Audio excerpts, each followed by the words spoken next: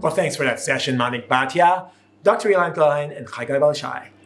Over now to the future of drones, where we go to Gabby Czertok, founder and CEO of The Builders, Yariv, co-founder and CEO of Flytrax, and Doron Ben David, co-founder and CEO of Indoor Robotics. Let's take it away.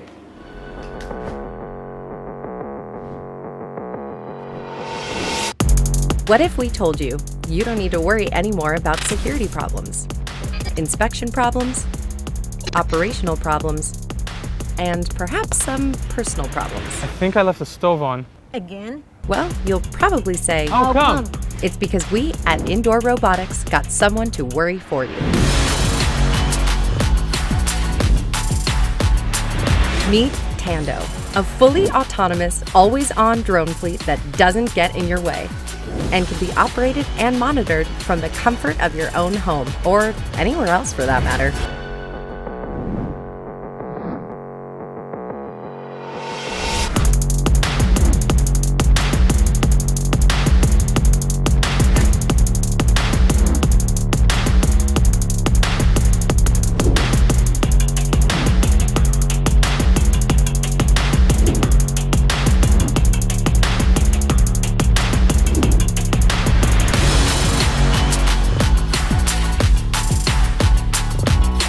So, as you can see, we got you covered.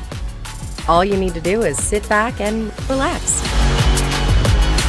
Tando, constantly vigilant, anywhere, anytime. Thanks for saving me, Tando.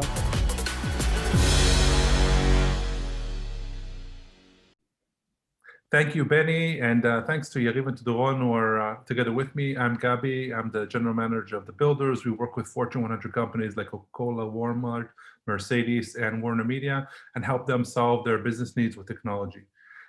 So I'll ask Yariv and Doron to introduce themselves briefly, and then we can take it there and hear some more about really crazy things that are happening in the drone world, including who delivered football in a big stadium using a drone. So Doron, I'll leave it over to you. Please introduce yourself.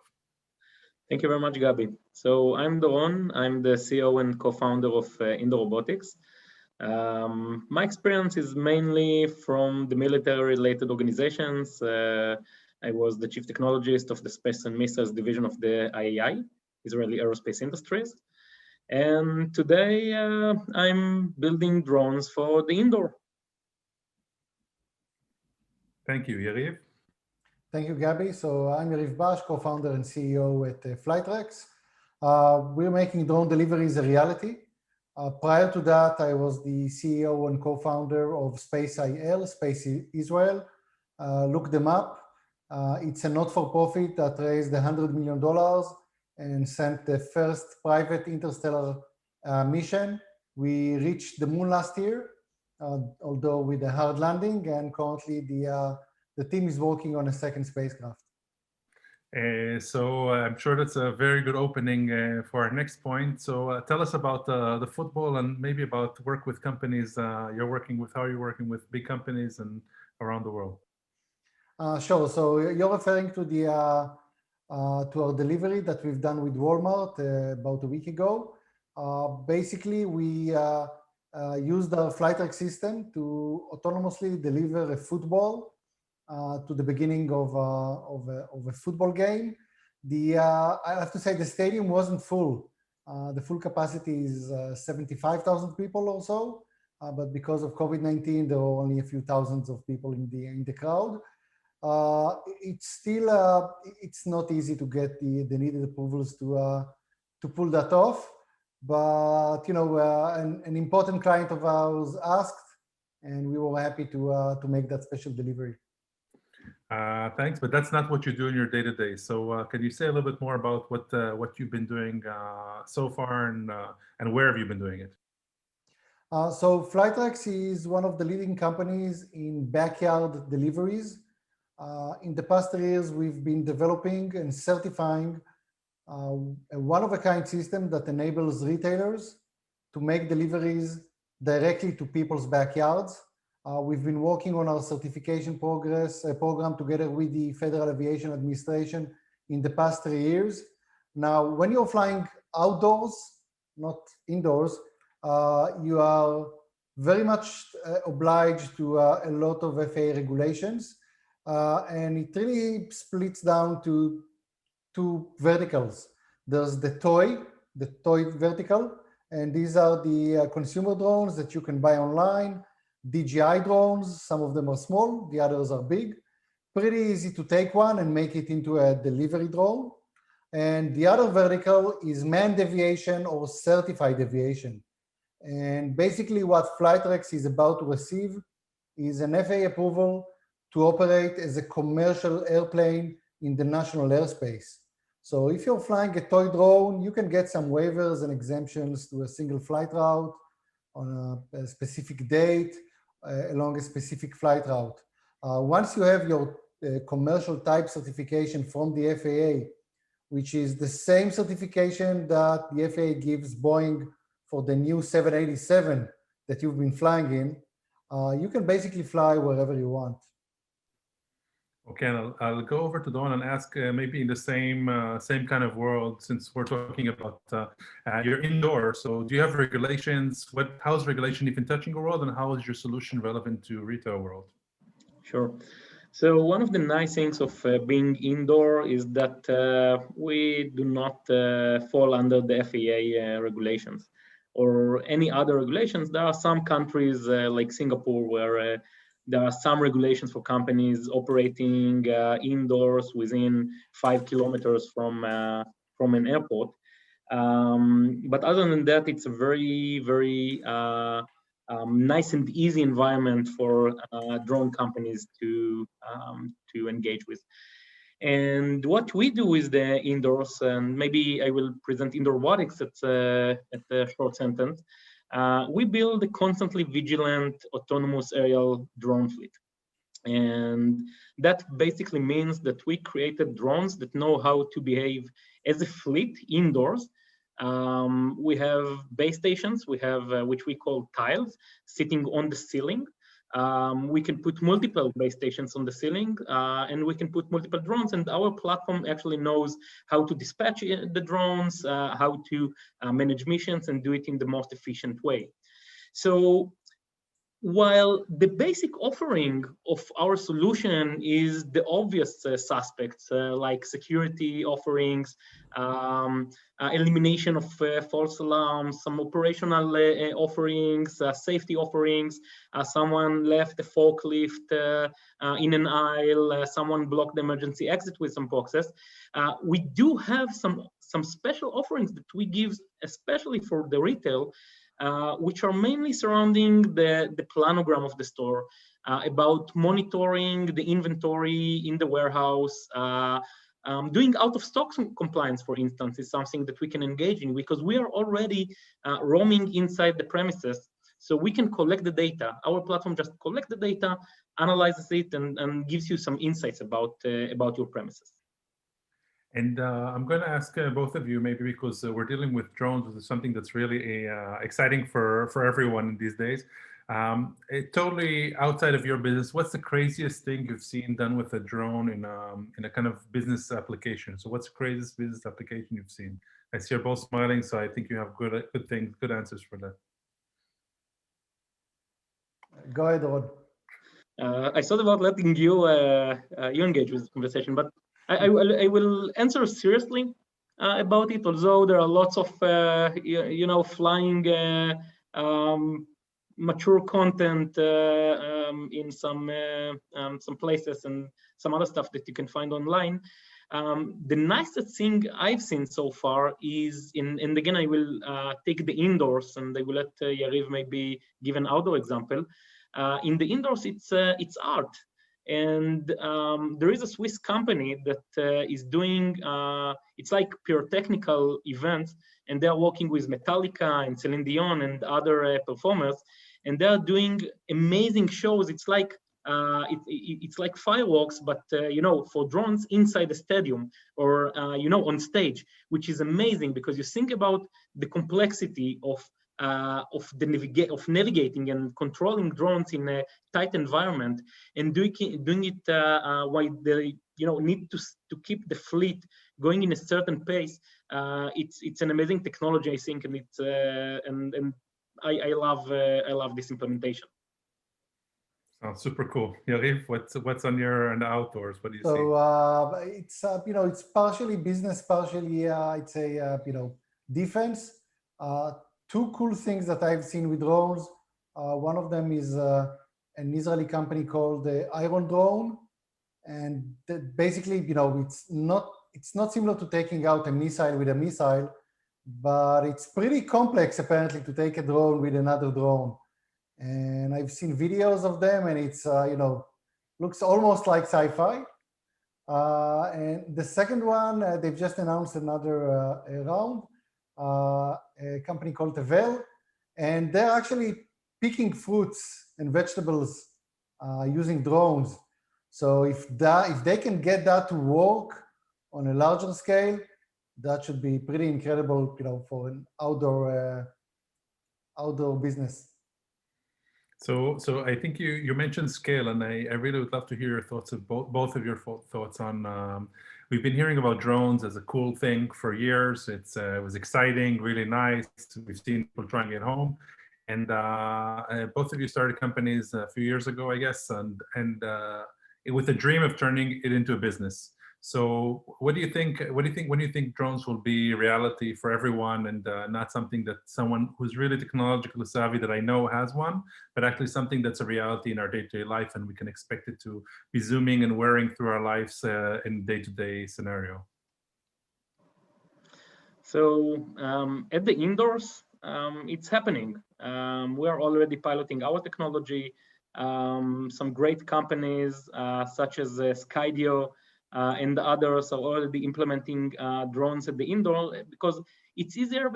As we said earlier, there is no regulation. So of course, in places with fewer regulation or less regulation, or no regulation, we will start seeing autonomous machines of all kinds earlier. So maybe Yariv, I will give you the opportunity to speak about the outdoors again. Yeah, so in the past 3 years, the FAA has been working on a regulatory framework specifically for commercial drone operations done outdoor. It's a very heavy lift. The rest of the world is really looking at the FAA to see the regulations they come up with. We're near the end of that process, a very lengthy process. And as Douglas Adams once said, the future is already here. It's just not spread out equally. So if by any chance you're already, you're living in a specific neighborhood in Fayetteville, in North Carolina, you can get a Walmart delivery even today. A few others will be joining in the next few months. We hope that by the end of next year, we'll start seeing a few stations that are, servicing thousands of houses. And from there, I think it's gonna, it's going to expand even faster than scooters. What do you think is the biggest challenge for it to expand, other than regulation or inside regulation? So basically, there are three barriers: regulations, regulations, and regulations. And it's all about, the technology is already here, but there's a huge difference between something you buy at the shop and you just fly, to an aviation machine that has been certified to the level of general aviation. So it's adapting the technology to the regulatory requirements. And we want to do that. You want to make sure that the skies are as safe as they are now, as they are today. If you're buying a drone at Best Buy and flying it for your own pleasure, you can do that in the park. If you want to fly above people, highways, neighborhoods, and near helicopters and other airplanes, certification is the way to go. So it's really all about making sure that the framework that is being built is not only suitable for a drone here and there, but it's already paving the way forward for a future of commercial drones flying above our heads. And we're almost there. Thanks. I love the quote of seeing how things are going to be spread out faster equally, and then the new thing will come. Dawn, I want to ask you on your side, what could retailers expect, or when will they see things like indoor robotics, solution like indoor robotics? When can they expect something like this to be kind of here, push a button and appears in their stores? And how do you think this is going to disrupt or make a difference, at least in the retail? I know you have a lot of applications outside of retail, but at least in the retail industries. Yeah. So first, I think that, and we especially see it in the times of the COVID-19, brick and mortar are facing some new challenges. And we see robotics, by the way, at Indoor Robotics, we are developing Tando, and this is the first platform that we deploy the market, but we do have a much wider vision of how the retail will look like. So you can imagine robots for putting things on the shelf, and robots for cleaning the floor, which we are already familiar with. And basically, we imagine the store becoming some type of a living organism, where all of those little creatures are going around, mainly when no one is around, just making sure that that everything is where it should be, and everything is just working. And at Indoor Robotics, we are trying to do it tomorrow. We already started piloting with some players. We are not commercial yet. We hope to be commercial by mid-2021. And I believe that we will start seeing platforms like Tando by Indoor Robotics in the market in just a few months.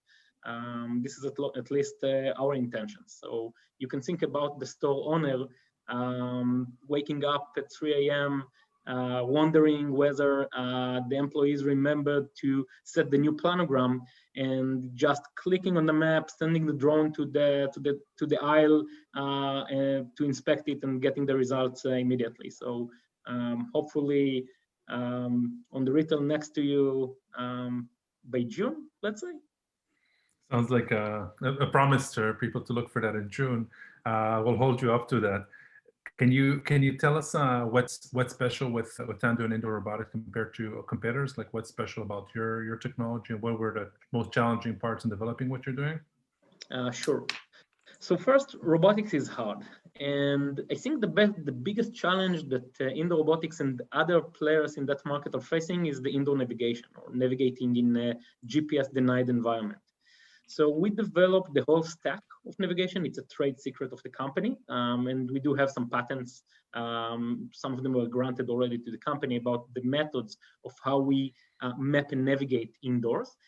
And I believe we'll start seeing more and more players getting into this market, because, and we're already seeing some players taking the side of warehouse inventory and stock monitoring, with drones being held manually.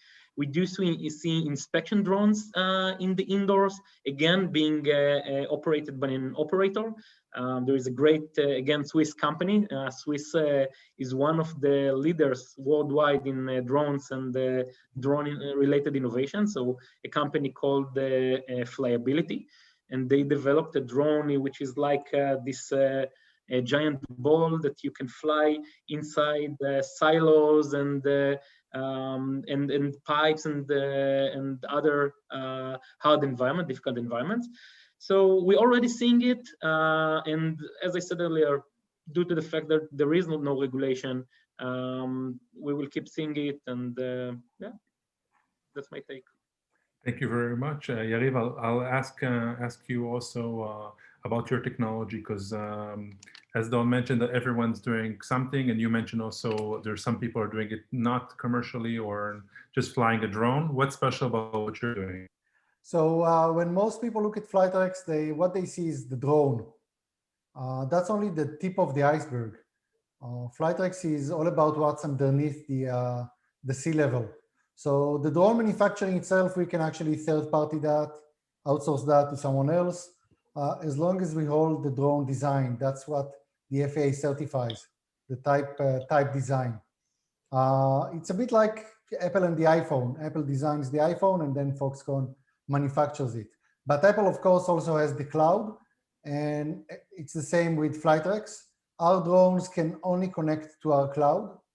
Our cloud enforces the regulatory barriers, does the fleet management, the maintenance, and also the supplies, the demand, the connection to the different retailers and restaurants is done through our cloud. And what glues everything together is the regulations. We actually have an in-house regulatory team.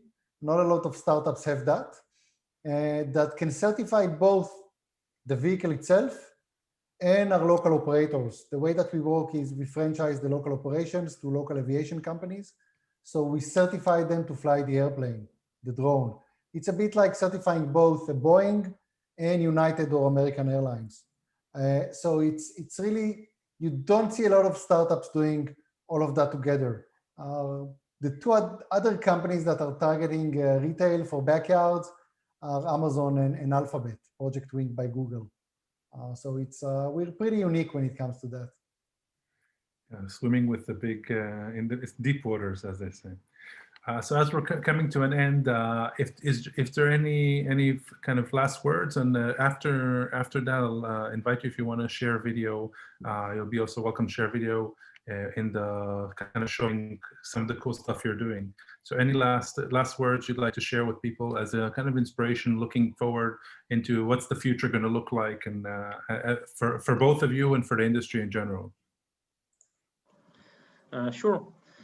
So our belief, our vision at Indoor Robotics is that we, as humankind, can create a better and more convenient world for ourselves by utilizing robotics, and we hope we are doing it, and we hope we'll make the world a better place for ourselves. There's really no other way. Drones are going to be cheaper, faster, and they are a lot greener than any on-demand delivery alternative. And they're going to be here a lot faster than people expect. Autonomous cars, that's extremely hard. You have to navigate other people. Drones, that's a lot easier. The skies, especially that level, are nobody uses them. They're going to be robotic from day one. So expect your next hamburger to be delivered to your backyard, hopefully within a year or two. Awesome, thank you very much. And if you have it, do you want to share any short videos on your site, or we can edit them in? We'll edit them in. Okay, great. Thank you very much to both of you, and back to you, Benny.